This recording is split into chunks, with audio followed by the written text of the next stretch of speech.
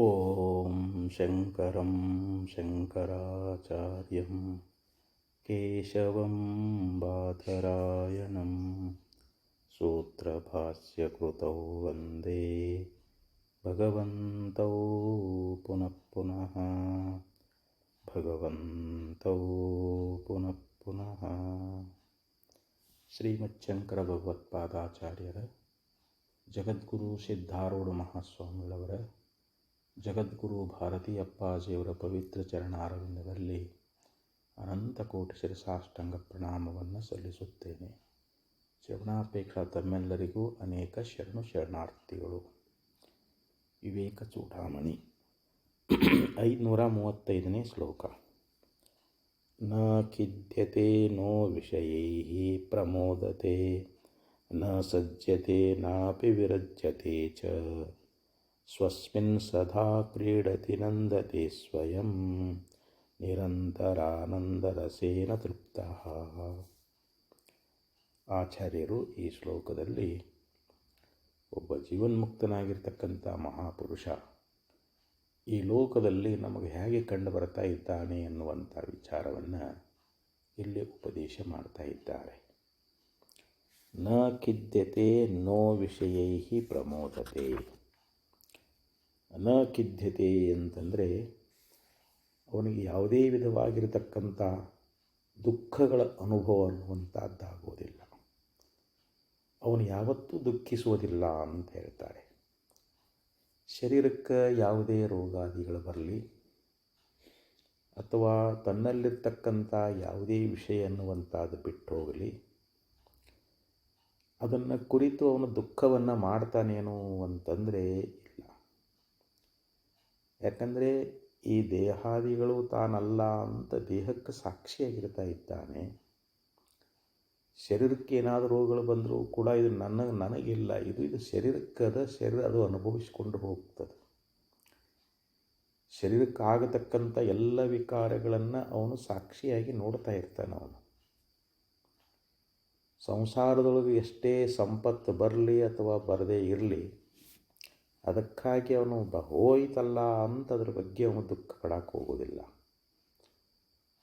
ಯಾಕಂದರೆ ಅವೆಲ್ಲವೂ ಮಿಥ್ಯಾದಾವು ಅಂತ ಅವನಿಗೆ ನಿಶ್ಚಯ ಹೋಗಿಬಿಟ್ಟಿರ್ತದೆ. ಹೀಗಾಗಿ ಅವನಿಗೆ ಅನಿಷ್ಟವಾಗಿರ್ತಕ್ಕಂಥದ್ದು ಪ್ರಾಪ್ತಿಯಾಗಲಿ, ಇಷ್ಟವಾಗಿರ್ತಕ್ಕಂಥದ್ದು ಕೈ ಬಿಟ್ಟು ಹೋದ್ರೂ ಕೂಡ ಅವನು ಅದರ ಬಗ್ಗೆ ದುಃಖ ಮಾಡಕ್ಕೆ ಹೋಗೋದಿಲ್ಲ. ಅದಕ್ಕೆ ಭಗವದ್ಗೀತೆಯಲ್ಲಿ ಭಗವಂತನು ಕೂಡ 12ನೇ ಅಧ್ಯಾಯದಲ್ಲಿ ಹೇಳ್ಕೊಂಡು ಬರ್ತಾನೆ.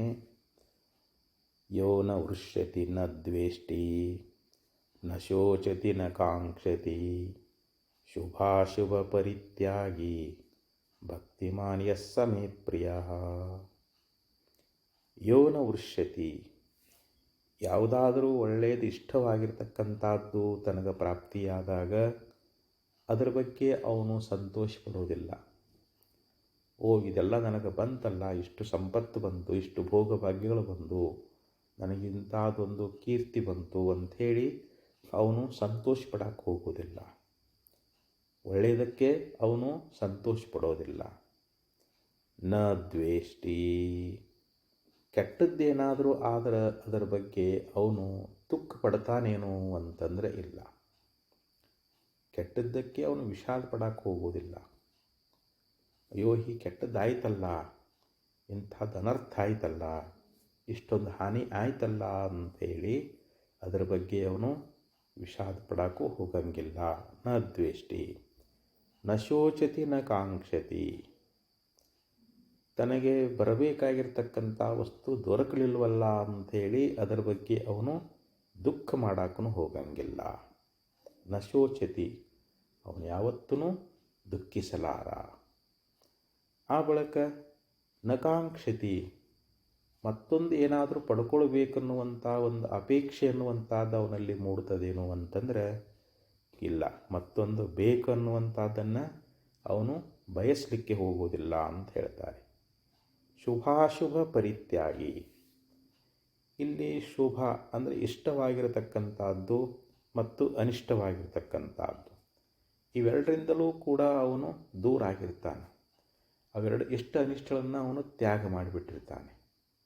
ಯಾಕಂದರೆ ಅವನಿಗೆ ಸ್ವರೂಪದ ಸಾಕ್ಷಾತ್ಕಾರವಾಗಿರುವುದರಿಂದ ತನ್ನ ಸ್ವರೂಪದಲ್ಲೇ ಅವನು ಇರ್ತಾನೆ ಹೊರತು ತನ್ನ ಸ್ವರೂಪ ಭಿನ್ನವಾಗಿರ್ತಕ್ಕಂಥ ಈ ಅನಾತ್ಮ ದೇಹಾದಿಗಳಲ್ಲಿ ಭೋಗ ಪದಾರ್ಥಗಳಲ್ಲಿ ಅವನಿಗೆ ರಾಗವೂ ಇಲ್ಲ, ಅವನಿಗೆ ದ್ವೇಷವೂ ಇಲ್ಲ. ಅದರ ಬಗ್ಗೆ ಅವನು ಹರ್ಷಪಡೋದೂ ಇಲ್ಲ, ಅದರ ಬಗ್ಗೆ ದುಃಖ ಪಡಕ್ಕೂ ಹೋಗಂಗಿಲ್ಲ. ಇವು ನಿಜವಾದ ತತ್ವಜ್ಞಾನಿ ಅಂತ ಹೇಳಿಸಿಕೊಳ್ತಾ ಇದ್ದಾನೆ.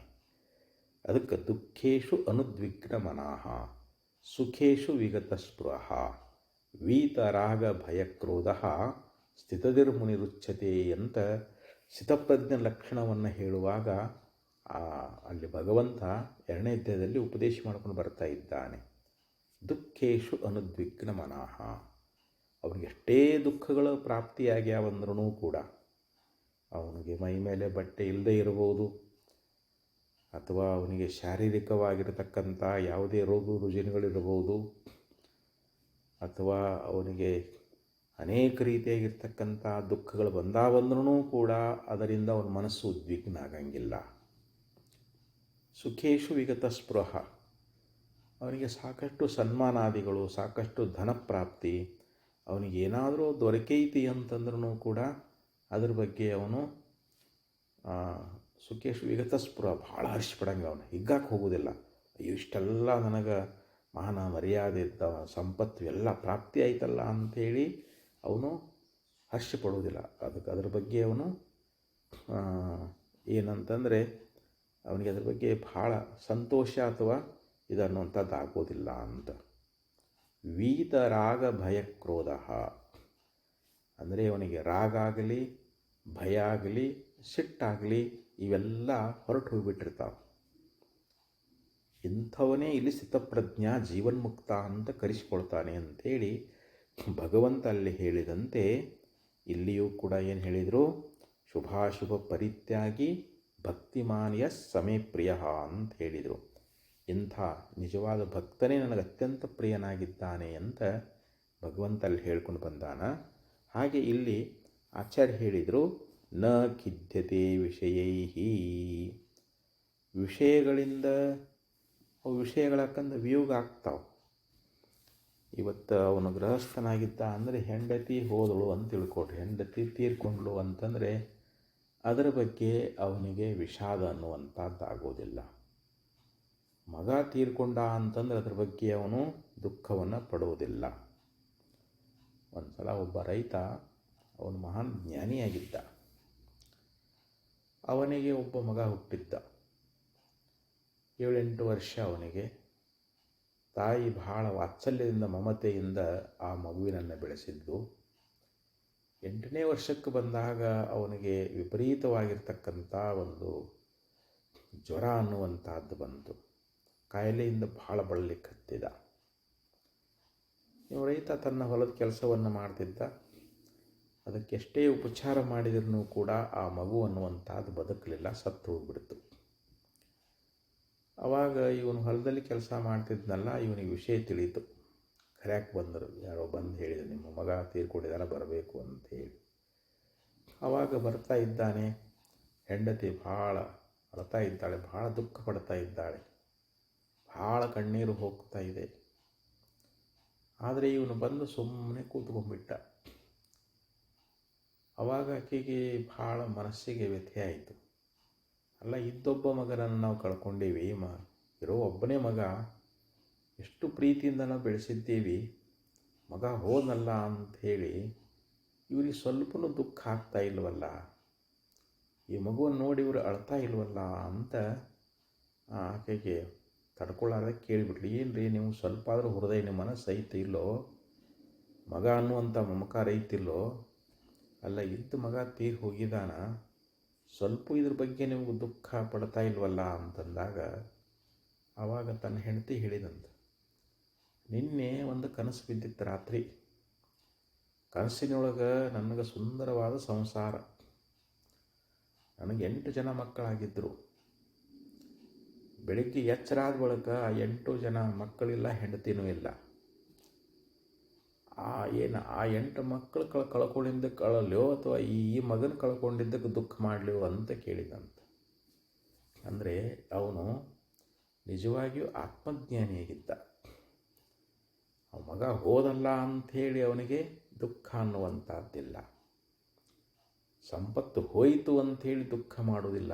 ನಿಜವಾದ ಜ್ಞಾನಿಯಾಗಿರ್ತಕ್ಕಂಥವನು ವಿಷಯಗಳ ಒಂದು ವಿಯೋಗ ಅನ್ನುವಂಥದ್ದಾದಾಗ, ಸಂಪತ್ತಾಗಲಿ, ಹೆಂಡತಿ ಆಗಲಿ, ಮಕ್ಕಳಾಗಲಿ, ಬಂಧು ಬಾಂಧವರಾಗಲಿ, ಏನೇ ಒಂದು ವಿಷಯ ಕಳೆದು ಹೋಗ್ಯಾವಂದ್ರೂ ಕೂಡ ಅದರ ಬಗ್ಗೆ ಅವನು ವ್ಯಥೆ ಪಡಕ್ಕೆ ಹೋಗೋದಿಲ್ಲ. ಆದ್ದರಿಂದ ಯಹ ನ ಖಿದ್ಯತೆ ವಿಷಯೈಹಿ, ವಿಷಯಗಳಿಂದ ಯಾವನು ದುಃಖ ಪಡುವುದಿಲ್ಲವೋ ನವೋ, ಮತ್ತು ಆ ವಿಷಯಗಳ ಪ್ರಾಪ್ತಿಯಾದಾಗ ಅವುಗಳಲ್ಲಿ ಸಂತೋಷವನ್ನು ಪಡುವುದಿಲ್ಲವೋ ಅಂತ ಹೇಳ್ತಾರೆ. ಯಾಕಂದ್ರೆ ನಮಗೇನಾದರೂ ಒಂದಿಷ್ಟು ಅಧಿಕಾರ ಸಿಕ್ತು ಅಂದರೆ ನಾವು ಭಾಳ ಖುಷಿ ಪಡ್ತೀವಿ.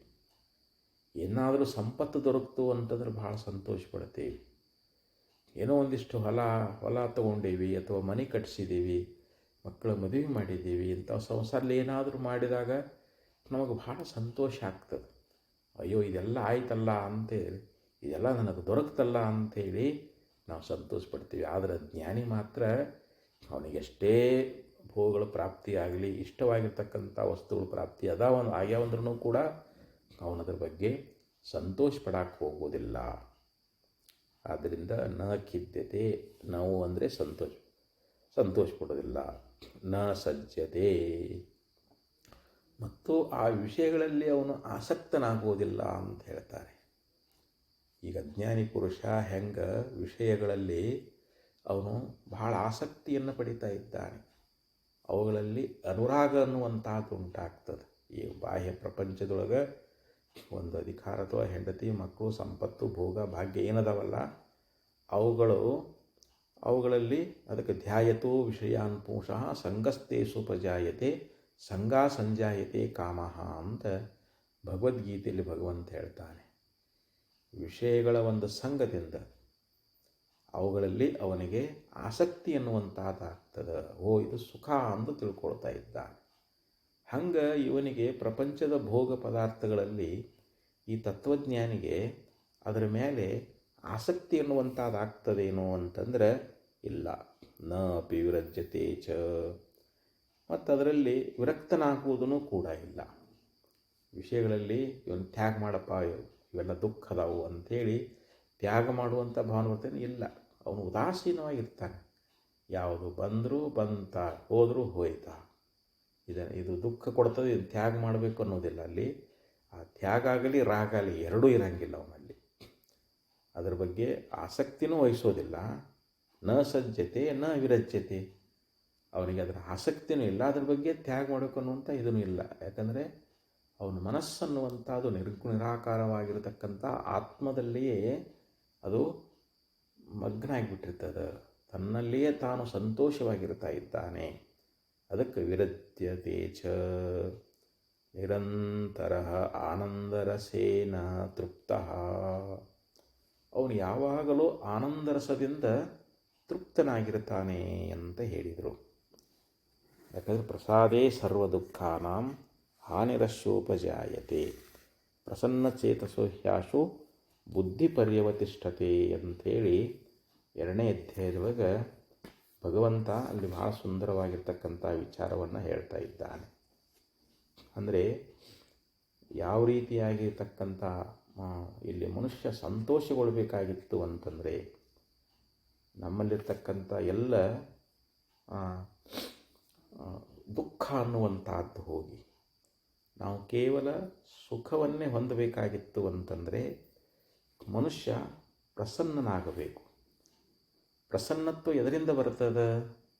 ತನ್ನ ಸ್ವರೂಪದ ದರ್ಶನದಿಂದ, ಆತ್ಮದರ್ಶನದಿಂದ ಪ್ರಸನ್ನನಾಗ್ತಾ ಇದ್ದಾನೆ. ಅವನ ಎಲ್ಲ ದುಃಖಗಳು, ಸರ್ವ ದುಃಖಾನಾಂ ಹಾನಿ, ಎಲ್ಲ ದುಃಖಗಳು ಇಲ್ಲದಂತಾಗ್ತಾ ಇದ್ದಾವೆ. ಪ್ರಸನ್ನ ಚೇತಸೋ ಹ್ಯಾಸು ಬುದ್ಧಿ ಪರ್ಯವತಿಷ್ಠತೆ, ಯಾವನು ಪ್ರಸನ್ನ ಚಿತ್ತವುಳ್ಳವನಾಗಿದ್ದಾನೆಯೋ ಅವನ ಬುದ್ಧಿ ಎನ್ನುವಂಥದ್ದು ಶೀಘ್ರವಾಗಿ ಅದು ಸ್ಥಿರ ಆಗಿಬಿಡ್ತದೆ ಅಂತ.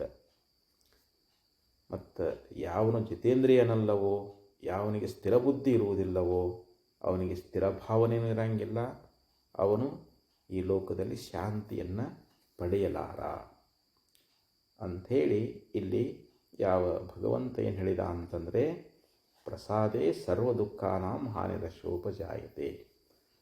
ಮನಸ್ಸು ಸ್ವರೂಪದಲ್ಲಿ ಲೀನಾದಾಗ, ಆತ್ಮ ಸಾಕ್ಷಾತ್ಕಾರವನ್ನು ಮಾಡಿಕೊಂಡಾಗ ಅವನ ಮನಸ್ಸನ್ನುವಂಥದ್ದು ಯಾವಾಗಲೂ ಪ್ರಸನ್ನದಿಂದ ಇರುತ್ತದೆ. ಆ ಪ್ರಸನ್ನತೆ ಉಂಟಾದಾಗಲೇ ಮಾತ್ರ ಎಲ್ಲ ದುಃಖಗಳ ನಾಶ ಎನ್ನುವಂಥದ್ದು ಆಗ್ತದೆ ಅಂಥೇಳಿ 2ನೇ ಅಧ್ಯಾಯದಲ್ಲಿ ಭಗವಂತ ಉಪದೇಶ ಮಾಡಿಕೊಂಡು ಬಂದ. ಆದ್ದರಿಂದ ಇಲ್ಲಿ ಅವನು ಆ ನಿತ್ಯಾನಂದ ರಸದ ಅನುಭವವನ್ನು ಮಾಡಿಕೊಂಡು ಅದನ್ನೇ ಸೇವಿಸುತ್ತಾ ಅವನು ತೃಪ್ತನಾಗಿಬಿಟ್ಟಿದ್ದಾನೆ. ಅವನು ಜ್ಞಾನಾಮೃತೇನ ತೃಪ್ತಸ್ಯ ಕೃತಕೃತ್ಯಶ್ಚ ಯೋಗಿನಃ ಅಂತ ಹೇಳಿದರು. ಜ್ಞಾನವೆಂಬ ಅಮೃತದ ಪಾನವನ್ನು ಮಾಡಿಬಿಟ್ಟಿದ್ದಾನ, ಹೀಗಾಗಿ ಅವನು ಕೃತಕೃತ್ಯನಾಗಿಬಿಟ್ಟಿದ್ದಾನೆ. ಅಲ್ಲಿ ನಿಜವಾದ ತೃಪ್ತಿ ಎನ್ನುವಂಥದ್ದೆಲ್ಲಿ ಅದು ನಾವು ವಿಷಯ ಭೋಗನ ಎಷ್ಟೇ ಕೊಟ್ಟರೂ ಕೂಡ ನಮಗೆ ತೃಪ್ತಿ ಎನ್ನುವಂಥದ್ದಾಗೋದಿಲ್ಲ. ಇಡೀ ಭೂಮಿಯಲ್ಲಿರ್ತಕ್ಕಂಥ ಎಷ್ಟು ಭೋಗಗಳದಾವೆ, ಇವೆಲ್ಲವೂ ಒಬ್ಬ ಮನುಷ್ಯನಿಗೆ ತೃಪ್ತಿ ಕೊಡ್ತಾವೇನೋ? ಎಷ್ಟೇ ಸ್ತ್ರೀಯರಾಗಲಿ, ಎಷ್ಟೇ ಸಂಪತ್ತಾಗಲಿ, ಈ ಭೂಮಂಡಲದ ಎಲ್ಲ ಸಮಸ್ತ ವಿಷಯ ಭೋಗಗಳು ಮತ್ತು ಸ್ವರ್ಗಲೋಕದ ಎಲ್ಲ ಭೋಗಗಳನ್ನು ಅವ ಪ್ರಾಪ್ತಿ ಮಾಡಿಕೊಂಡಾನಂದ್ರೂ ಕೂಡ ಇವನಿಗೆ ಆ ಭೋಗಗಳಿಂದ ಯಾವತ್ತೂ ತೃಪ್ತಿ ಎನ್ನುವಂಥದ್ದಾಗುವುದಿಲ್ಲ. ಯಾಕಂದರೆ ಇನ್ನೂ ಬೇಕನ್ನುವಂಥ ಒಂದು ಅಪೇಕ್ಷೆ ಉಂಟಾಗ್ತದೆ, ಒಂದು ಆಸಕ್ತಿನೇ ಉಂಟಾಗ್ತೈತೆ ಹೊರತು ಅಲ್ಲಿ ನಿಜವಾದ ತೃಪ್ತಿ ಎನ್ನುವಂಥದ್ದನ್ನು ಯಾವ ಭೋಗಗಳು ಕೊಡಲಾರವು. ಆದರೆ ಆತ್ಮನ್ನೇವಾತ್ಮನ ತುಷ್ಟ ಎಂಬಂತೆ ಯಾವನು ತನ್ನ ಆತ್ಮದಲ್ಲಿಯೇ ರತಿ ಉಳ್ಳವನಾಗಿ ಆ ಆತ್ಮಾನಂದದ ರಸವನ್ನೇ ಪಾನ ಮಾಡ್ತಾ ಇದ್ದಾನೋ ಅವನು ಮಾತ್ರ ತೃಪ್ತನಾಗಿರ್ತಾನೆ.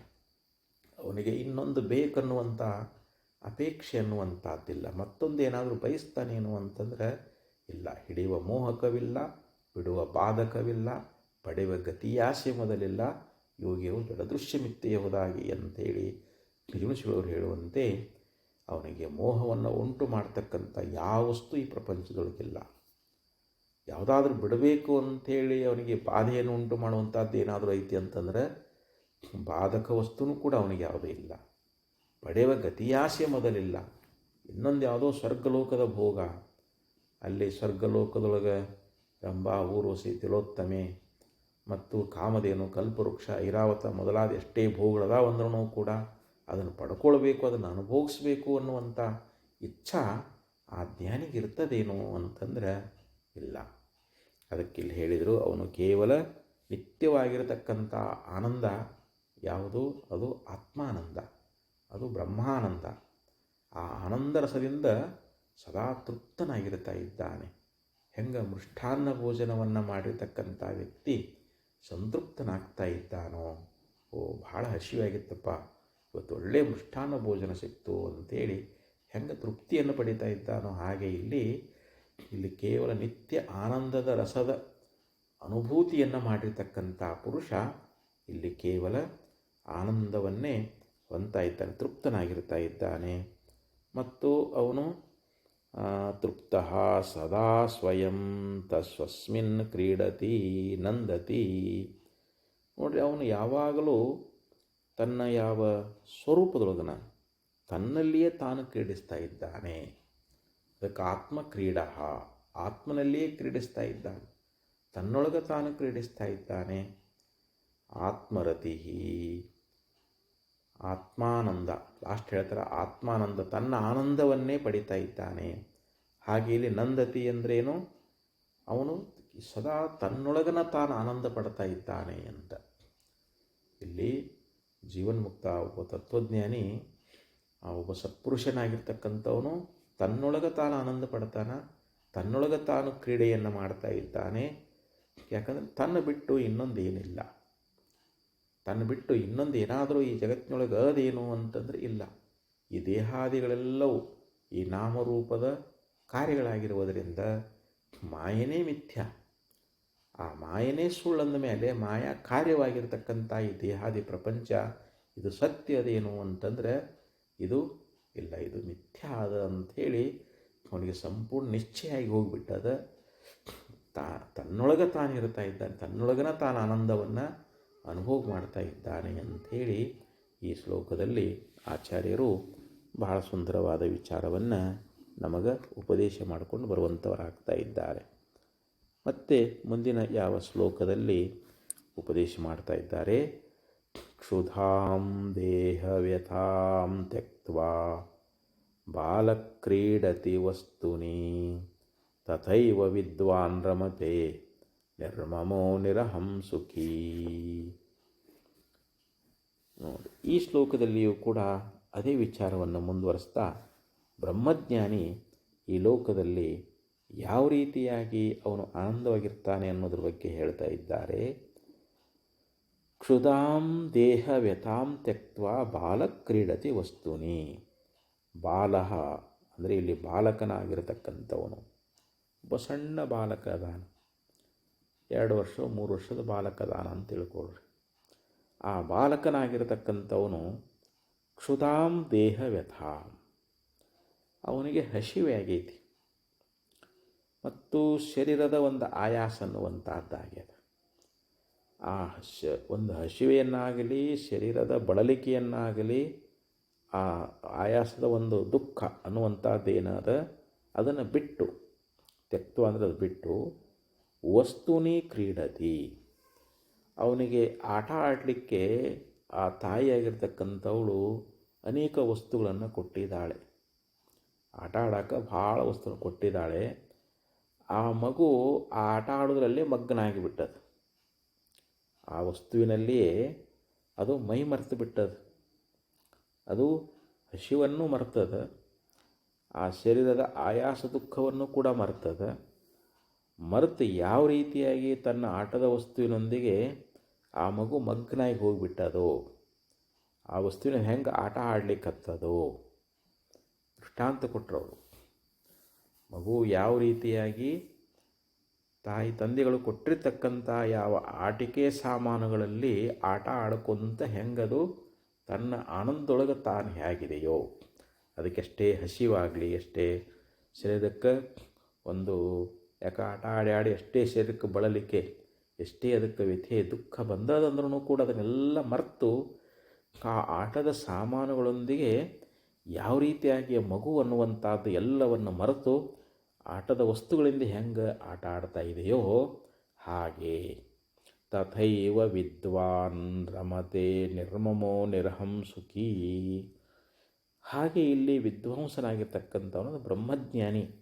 ಆ ಬ್ರಹ್ಮಜ್ಞಾನಿಯೂ ಕೂಡ ಏನು ಮಾಡ್ತಾನಂತಂದ್ರೆ ಅವನಿಗೆ ನಿರ್ಮಮಃ ನಿರಹಂಕಾರ, ಅವನಿಗೆ ಯಾವುದೇ ರೀತಿಯಾಗಿರ್ತಕ್ಕಂಥ ಅಹಂಕಾರ ಅನ್ನುವಂಥದ್ದಿಲ್ಲ, ಮಮಕಾರ ಅನ್ನುವಂಥದ್ದಿಲ್ಲ. ಯಾವನು ಅಹಂಕಾರ ಮಮಕಾರದಿಂದ ಕೂಡಿಕೊಂಡಿರ್ತಾನೋ ಅವನು ಸಂಸಾರದಲ್ಲಿ ದುಃಖಿಯಾಗಿರ್ತಾ ಇದ್ದಾನೆ. ಇಲ್ಲಿ ನಾನನ್ನೋದಿಲ್ಲ. ಯಾಕಂದರೆ ನಾವು ಈ ಶರೀರದೊಳಗೆ ನಾನು ಅಂತ ಇದ್ರ ಮೇಲೆ ಅಭಿಮಾನ ಮಾಡ್ತೀವಿ. ಶರೀರಕ್ಕೆ ಸಂಬಂಧಪಟ್ಟಿರ್ತಕ್ಕಂಥ ವಸ್ತುಗಳಲ್ಲಿ ನಮಗೆ ಬಹಳ ಮಮಕಾರ ಇರ್ತದೆ. ಇದು ನನ್ನ ಮನೆ, ನನ್ನ ಹೊಲ, ನನ್ನ ಮಡದಿ, ನನ್ನ ಮಕ್ಕಳು, ನನ್ನ ಬಂಧುಗಳು, ಇದೆಲ್ಲ ನನ್ನ ಸಂಪತ್ತು ಅಂಥೇಳಿ ಅದರೊಳಗೆ ನಾವು ಮಮಕಾರ ಮಾಡ್ತೀವಿ, ಇದೆಲ್ಲ ನಂದು ಅಂಥೇಳಿ. ಆದರೆ ತತ್ವಜ್ಞಾನಿ ಈ ಶರೀರವೇ ತಾನಲ್ಲ ಅಂತ ತಿಳ್ಕೊಂಡಿರ್ತಾ ಇದ್ದಾನೆ. ಈ ಶರೀರಕ್ಕೆ ಅವನು ಸಾಕ್ಷಿಯಾಗಿರ್ತಾ ಇರಬೇಕಾದ್ರೆ ಆ ಶರೀರಕ್ಕೆ ಸಂಬಂಧಪಟ್ಟಿರ್ತಕ್ಕಂಥ ಹೊಲ, ಮನೆ, ಮಡದೆ, ಮಕ್ಕಳಲ್ಲಿ ಅವನಿಗೆ ಮಮಕಾರ ಆಗ್ತದೇನೋ ಅಂತಂದರೆ ಇಲ್ಲ. ಅವನು ಯಾವತ್ತೂ ಅದರ ಬಗ್ಗೆ ಮಮಕಾರವನ್ನು ಮಾಡಲಿಕ್ಕೆ ಹೋಗೋದಿಲ್ಲ ಅಂಥೇಳಿ ಇಲ್ಲಿ ನಮಗೆ ಆಚಾರ್ಯರು ಉಪದೇಶ ಮಾಡುವಂಥವರಾಗ್ತಾ ಇದ್ದಾರೆ. ಅಸಂಸಕ್ತಃ ಶರೀರೇಸ್ಮಿನ್ ನಮುನುತ್ಪಾದಿತೆ ಗೃಹೆ ಅಪತ್ಯೆ ದ್ರವಿಣೇ ವಾಪಿ ಕಹ ಕುರ್ಯಾನ್ ಮಮತಾಂಬುದಃ. ನೋಡು, ಈ ಶರೀರಾದಿಗಳಲ್ಲಿ ಅಸಂಸಕ್ತಃ ಅಂತಂದ್ರೇನು, ಈ ತನ್ನ ಶರೀರದೊಳಗೆ ಮಮಕಾರವನ್ನು ತ್ಯಾಗ ಮಾಡಿರ್ತಕ್ಕಂಥವನು ಅಂತ. ಈ ಶರೀರದೊಳಗೆ ಇದು ನನ್ನ ಶರೀರ ಅಂತೇಳಿದ್ರ ಮೇಲೆ ನಾವು ಮಮಕಾರ ಮಾಡಕತ್ತಾನೇನು ಅಂತಂದ್ರೆ ಇಲ್ಲ. ಯಾರು ತತ್ವಜ್ಞಾನಿ, ಒಬ್ಬ ಸತ್ಪುರುಷನಾಗಿರ್ತಕ್ಕಂಥವನು ಈ ಶರೀರದ ಮೇಲಿರ್ತಕ್ಕಂಥ ಮಮಕಾರವನ್ನು ಬಿಟ್ಟಿರ್ತಾನೆ. ಮತ್ತು ಈ ಶರೀರದಿಂದ ಉಂಟಾಗಿರತಕ್ಕಂಥ ಯಾವೊಂದು ಮನೆ ಆಗಲಿ, ಮಕ್ಕಳಾಗಲಿ, ಹಣ ಆಗಲಿ, ಇವುಗಳ ಮೇಲೆ ಅವನು ಮಮಕಾರವನ್ನು ಇಡ್ತಾನೇನು ಅಂತಂದ್ರೆ ಅಪತ್ತೇ ದ್ರವಿಣಾವಾಪಿ ಕ ಕೂರ್ಯಾನ್ ಮಮತಾಂಬುದ. ಶರೀರದ ಮೇಲೇ ಮಮಕಾರ ಇಲ್ಲ ಅಂತಂದ ಬಳಿಕ ಶರೀರದಿಂದ ಸೃಷ್ಟಿಯಾಗಿರ್ತಕ್ಕಂಥ ಮನೆಯಾಗಲಿ, ಮಕ್ಕಳಾಗಲಿ, ಸಂಪತ್ತಾಗಲಿ ಅದರ ಮೇಲೆ ಮಮಕಾರ ಇಡ್ತಾನೇನು ಅಂತಂದರೆ ಇಡೋದಿಲ್ಲ ಅಂತ ಹಿಂಗೆ ಭಾಗವತದಲ್ಲಿ ನಮಗೆ ಉಪದೇಶ ಮಾಡಿಕೊಂಡು ಬರುವಂಥವರಾಗಿದ್ದಾರೆ. ಅದಕ್ಕೆ ಇಲ್ಲಿ ಈ ಮಮಕಾರ ಅನ್ನುವಂಥದ್ದು ಜ್ಞಾನಿಗೆ ಇರೋದಿಲ್ಲ. ಅವನು ಯಾವತ್ತೂ ಇದ್ರ ಮೇಲೆ ಮಮಕಾರ ಮಾಡೋದಿಲ್ಲ. ಅದಕ್ಕೆ ನಿರ್ಮಮಃ, ನಿರಹಂ ಅಂದರೆ ಅವನಿಗೆ ಅಹಂಕಾರ ಅನ್ನುವಂಥದ್ದು ಇರೋದಿಲ್ಲ. ನಾನು ನೋಡು ಅಹಂಕಾರ ಬಂದ್ಬಿಡ್ತದೆ. ಸ್ವಲ್ಪ ಸಂಪತ್ತು ಬಂತು ಅಂತಂದರೆ ನಾನು ಧನಿಕ, ನಾನು ಶ್ರೀಮಂತ ಅಂತ ಅಹಂಕಾರ ಪಡ್ತಾನೆ. ಅಡ್ಯೋಭಿ ಜನವಾನಸ್ಮಿ ಕೋನ್ಯೋಸ್ತಿ ಸದೃಶೋಮಯ ಯಕ್ಷೇದಾಸ್ಯಾಮಿ ಮೋದಿಸ್ಯ ಇತ್ಯಜ್ಞಾನ ವಿಮೋಹಿತ. ಅಜ್ಞಾನ ಮೂಲಕವಾಗಿ ಜೀವನಿಗೆ ನಾನು ಶ್ರೀಮಂತ, ನಾನು ವಿದ್ಯಾವಂತ, ನಾನು ಯೌವನವಂತ ನೋಡಿ ಮದಗಳು ಮದಗಳು ಬಂದ್ಬಿಡ್ತಾ ಇದ್ದಾವೆ. ಆದರೆ ತತ್ವಜ್ಞಾನಿಗೆ ಅವನಿಗೆ ಅಹಂಕಾರ ಅನ್ನುವಂಥದ್ದಿಲ್ಲ. ಅವನು ಅಹಂಕಾರವನ್ನು ಸಂಪೂರ್ಣ ತ್ಯಾಗ ಮಾಡಿಬಿಟ್ಟಿರ್ತಾನೆ. ಯಾಕಂದರೆ ಇವೆಲ್ಲ ತನ್ನ ಸ್ವರೂಪವನ್ನು ಬಿಟ್ಟು ಉಳಿದಿದ್ದೆಲ್ಲವೂ ಇದು ಕೇವಲ ಕನಸಿನಂತೆ ಮಿಥ್ಯಾ, ಹಗ್ಗದಲ್ಲಿ ತೋರುವಂಥ ಸರ್ಪದಂತೆ ಮಿಥ್ಯಾ ಅಂತ ತಿಳ್ಕೊಂಡಿರ್ತಾನೆ. ಹೀಗಾಗಿ ಯಾವುದ್ರ ಮೇಲೆ ಅಹಂಕಾರ ಮಾಡೋಕ್ಕೆ ಹೋಗ್ತಾನೆ. ಯಾಕಂದರೆ ನಾನನ್ನುವಂಥ ಅಹಂಕಾರ ಬಿಡುವುದು ಬಹಳ ದುರ್ಲಭ ಅಂತ ತಿಳಿಯಲಹುದು, ಒಲಿದು ಬಿಡಲಹುದು, ಭೂತಳದಳು ಆನೆಂದು ಅಹಂಕರಿಸದೆಯುವುದು ಅರಿದು ಅಂತ ನಿಜಗುಣಶೀಲರು ಹೇಳ್ಕೊಂಡು ಬಂದರು. ಪ್ರಪಂಚದೊಳಗೆ ಏನದು ಎಲ್ಲನೂ ತಿಳ್ಕೊಳ್ಬೋದು ಮತ್ತು ಅದನ್ನು ಪ್ರೀತಿಯಿಂದ ತ್ಯಾಗ ಮಾಡ್ಬೋದಂತ. ಆದರೆ ನಾನು ಅನ್ನೋದು ಬಿಡೋದು ಭಾಳ ಕಷ್ಟ ಅಂತ ಹೇಳ್ತಾರೆ. ಅಷ್ಟು ಸುಲಭವಾಗಿ ಹೋಗೋದಿಲ್ಲ. ಆದರೆ ತತ್ವಜ್ಞಾನಿಗೆ ಈ ಅಹಂಕಾರವೂ ಕೂಡ ಇಲ್ಲ, ಮಮಕಾರವೂ ಕೂಡ ಇಲ್ಲ.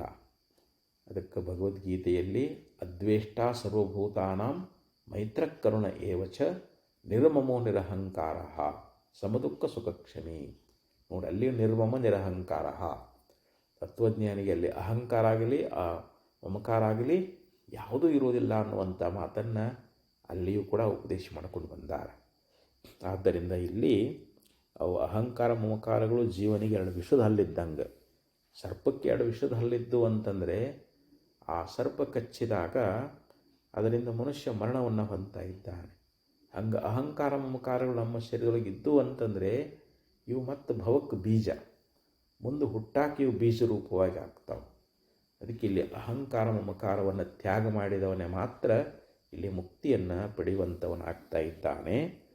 ಅದಕ್ಕೆ ಸುಖಿ ವರ್ತತೆ, ಅವನು ಯಾವಾಗಲೂ ಸುಖಿ ರಮತೆ ಅಂತ, ಸುಖಿಯಾಗಿ ರಮಿಸ್ತಾ ಇದ್ದಾನೆ ಅಂತ. ಆ ತತ್ವಜ್ಞಾನಿ ಯಾವಾಗಲೂ ಸುಖವನ್ನೇ ಹೊಂದ್ತಾ ಇದ್ದಾನೆ, ತನ್ನಲ್ಲೇ ತಾನು ರಮಿಸ್ತಾ ಇದ್ದಾನೆ. ಅವನಿಗೆ ತನ್ನ ಸ್ವರೂಪ ಬಿಟ್ಟು ಬಾಹ್ಯ ಯಾವ ವಿಷಯಗಳಲ್ಲಿಯೂ ಕೂಡ ಅವನ ವೃತ್ತಿ ಅನ್ನುವಂಥದ್ದು ಹೋಗೋದಿಲ್ಲ. ಅವನ ಮನಸ್ಸನ್ನುವಂಥದ್ದು ಕೇವಲ ಅದು ಅಂತರ್ಮುಖವಾಗಲಿ ಬಹಿರ್ಮುಖವಾಗಿ ಆಗಲಿ ಯಾವಾಗಲೂ ತನ್ನ ಸ್ವರೂಪವನ್ನೇ ಕಾಣ್ತಾ ತನ್ನ ಸ್ವರೂಪದ ಚಿಂತನೆಯೊಳಗನ ಅವನ ಮನಸ್ಸನ್ನುವಂಥದ್ದು ತೊಡಗಿರ್ತದೆ.